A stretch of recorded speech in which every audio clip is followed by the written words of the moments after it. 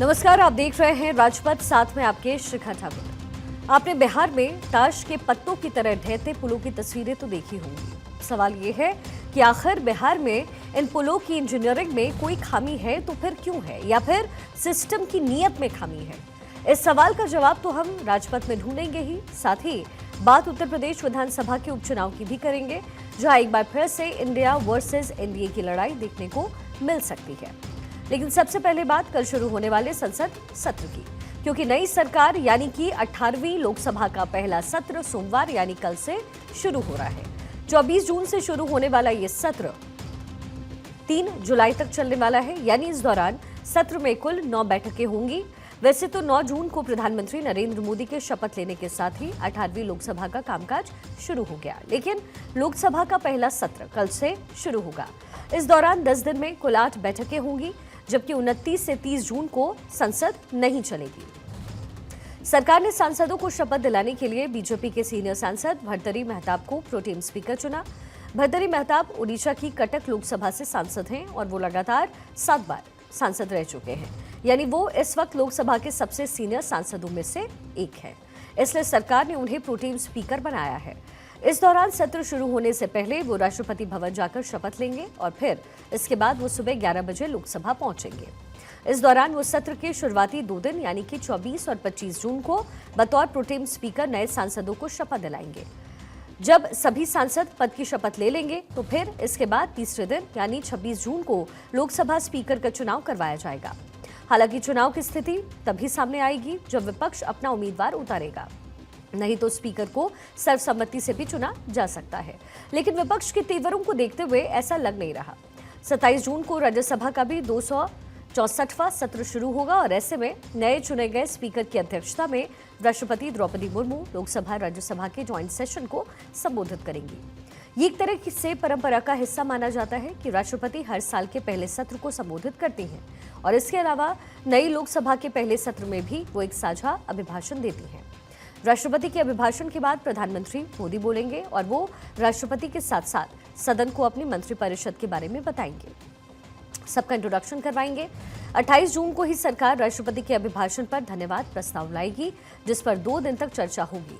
इस चर्चा में पक्ष और विपक्ष यानी दोनों ही तरफ के सांसद हिस्सा लेंगे और फिर बाद में यानी 3 जुलाई को प्रधानमंत्री इस चर्चा का जवाब देंगे और इसी के साथ 18वीं लोकसभा का पहला सत्र खत्म हो जाएगा। इसके बाद प्रोटेम स्पीकर अध्यक्षों के एक पैनल को शपथ दिलाएंगे। ये पैनल राष्ट्रपति खुद अपॉइंट करती है। ये पूरा पैनल 26 जून यानी कि अध्यक्ष के चुनाव तक सदन की कार्यवाही चलाने में उनकी सहायता करेंगे। प्रेसिडेंट ने इस पैनल में जिन्हें शामिल किया है उनमें 3 विपक्षी सांसद भी शामिल हैं, जिसमें पहला नाम है कांग्रेस के सुरेश का, डीएमके के टीआर बालूका, बीजेपी के राधा मोहन सिंह और फग्गन सिंह कुलस्ते और इसके अलावा टीएमसी के सुदीप बंदोपाध्याय को भी इस पैनल में शामिल किया गया, क्योंकि ये सभी सांसद काफी सीनियर हैं और सदन के सबसे अनुभवी सांसदों में से एक भी। हालांकि पिछली बार के मुकाबले इस बार जो स्थायित्वं हैं वो कुछ अलग हैं, क्योंकि 10 साल में पहली बार प्रधानमंत्री मोदी के सामने मजबूत विपक्ष होगा। ऐसे में अब जाहिर है विपक्ष के सांसदों को चर्चा में न सिर्फ ज्यादा हिस्सा लेने का मौका मिलेगा, बल्कि विपक्ष नीट परीक्षा में हुई गड़बड़ी के मुद्दे पर भी सरकार को घेरने की तैयारी में है। इसके अलावा नए क्रिमिनल लॉ, लोकसभा चुनाव के बाद शेयर बाजार में आई गिरावट जैसे मुद्दों पर भी विपक्ष सरकार को घेर सकता है। यानी इतना तो तय है कि विपक्ष सरकार को किसी तरह का हनीमून पीरियड या रियायत देने के मूड में फिलहाल नजर तो नहीं आ रहा और उसके तीखे तेवर पहले ही सत्र में नजर आ सकते हैं। और विपक्ष के तेवर प्रोटेम स्पीकर के चुनाव में ही नजर आ चुके हैं, क्योंकि अब प्रोटेम स्पीकर के नाम पर भी सियासत जारी है। एक तरफ जहां सरकार ने इस पद के लिए कटक से बीजेपी सांसद भर्तृहरि महताब को चुना, तो वहीं विपक्ष ने उनके नाम पर सवाल उठाने शुरू किए। विपक्ष की दलील यह है कि परंपरा के तौर पर सदन के सबसे सीनियर सांसद को प्रोटेम स्पीकर चुना जाना चाहिए। ऐसे में कांग्रेस के सुरेश के सबसे सीनियर सांसद हैं, जो कि 8 बार लोकसभा चुनाव जीत चुके हैं, लेकिन सरकार ने उनकी जगह 7 बार चुनाव जीतने वाले भर्तृहरि महताब को सांसद बनाया है। कांग्रेस ने इसे नियमों का उल्लंघन बताया।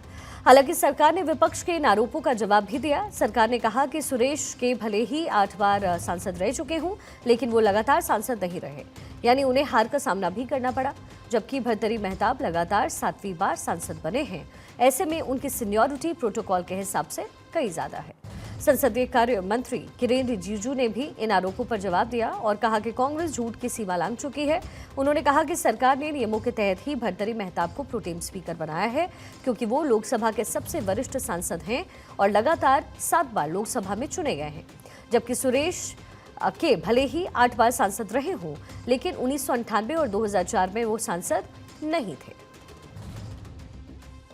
एक अफसोस के साथ मैं कहना पा रहा हूं, मुझे शर्म आता है कि कांग्रेस पार्टी इस तरह का बातें करते हैं। सबसे पहले तो प्रोटेम स्पीकर को लेकर के उन्होंने मुद्दा बनाया।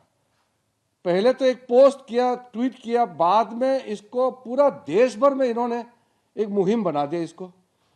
ये जो प्रोटेम स्पीकर का पद है, ये बहुत टेम्पररी 2 दिन का नए मेंबर को ओथ देने का एक सुविधा के लिए प्रोटेम स्पीकर का पद जो है इसको ऑक्युपाई किया जाता है। कांग्रेस पार्टी कुछ सीटें ज्यादा जीत क्या गई है, हर विषय पर विवाद खड़ा करना उसकी आदत बन गई। उसको ये ध्यान रखना चाहिए कि महामहिम राष्ट्रपति जी ने बहुत सीनियर सांसद हैं, उनको मेहताब साहब को नियुक्त किया है। चुपचाप कांग्रेस जाकर वहां शपथ ले, सांसद जो उनके जीत कर आए हैं उनको शपथ लेना है। और कांग्रेस पार्टी चुनाव में बुरी तरह हार गई है, 5 साल विपक्ष में बैठना है, तो विपक्ष में व्यवहार कैसा हो इस पर भी ट्रेनिंग लेनी चाहिए उसको। हालांकि प्रोटेम स्पीकर पर जारी इस तकरार के बीच विपक्ष ने एक और बड़ा ऐलान किया। दरअसल विपक्ष ने धमकी दी है कि भर्तृहरि मेहताब को प्रोटेम स्पीकर चुने जाने के विरोध में वो संसद में चेयरपर्सन के पैनल को ज्वाइन नहीं करेगा। दरअसल लोकसभा सांसदों को शपथ दिलाई जा सके, इसके लिए राष्ट्रपति ने एक पैनल गठित किया जो कि शपथ समारोह में प्रोटेम स्पीकर की मदद करेगा। इस पैनल में विपक्ष के 3 सांसद भी शामिल हैं, लेकिन हो सकता है कि विपक्षी सांसद इस पैनल का ही बॉयकॉट कर दे। प्रोटेम स्पीकर की कुर्सी पर जारी सियासत तो अब आप समझ गए।